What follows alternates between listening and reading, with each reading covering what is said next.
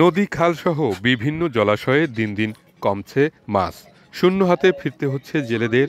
কালেভদ্রে কিছু মাছ জেলেদের জালে আটকালেও দিন শেষে রোজগার পরিশ্রমের তুলনায় অনেক কম। এতে হুমকির মুখে পড়েছে জেলেদের জীবন জীবিকা।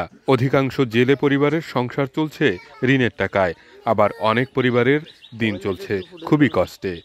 অনেকেই পেশা ছেড়ে জড়িয়ে পড়েছেন অন্য কাজে।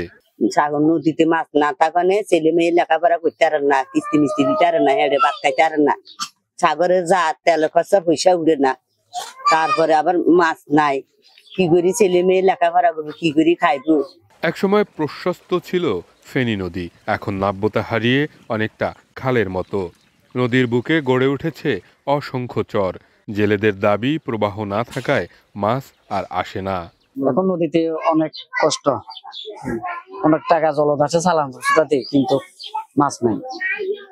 এই মিলে আমরা ব্যাংকে থেকে লোন টোন লই বা চালান দিই, তাদের থেকে ইন্দুর লই চালান দিই। 1 লাখ টাকা খরচ করেছি, রাত্রে গেছে নদীতে জাল হারিয়ে গেছে, এখন এটা কোনো মাছই নেই।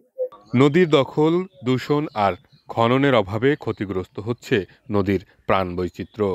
স্থানীয়রা বলছেন নদীর মাছ ও নাব্যতা ফেরাতে হলে এসব চর দখলমুক্ত করতে হবে। এর জন্য প্রয়োজন প্রশাসনের উদ্যোগ ও সদিচ্ছা।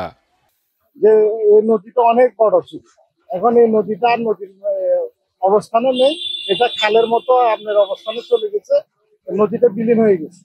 যারা এই চরগুলা দখল করেছে, আমি মনে করি ডিসি মহোদয়, ইউনো মহোদয় যদি ইচ্ছা থাকে, তাদের যদি সৎ ইচ্ছা থাকে, ইনশাআল্লাহ এই নদীগুলা সরকারি জায়গাগুলো উদ্ধার করে এই নদীটা আবার নদীর পথে ফিরে আসতে পারে, আমি মনে করি।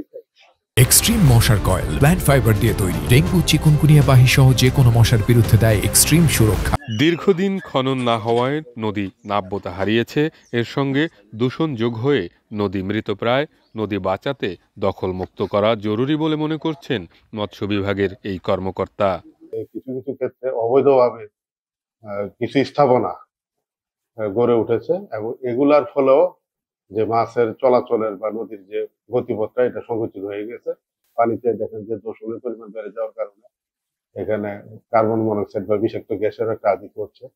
আর যখন পানিতে দূষণ থাকবে, সেখানে মাছের প্রাপ্যতা বা আমরা যেটা বলি যে মাছের অ্যাভেলেবিলিটি থাকবে না, প্লাস মাছের যে দিন দিন মাছের প্রজনন ক্ষমতাও কিন্তু মাছের এই যে দূষণটাকে কমিয়ে ফেলে। তো যার ফলে আমরা দেখছি যে মাছ কিছুটা আগের তুলনায় কিছুটা কম পাওয়া যাচ্ছে।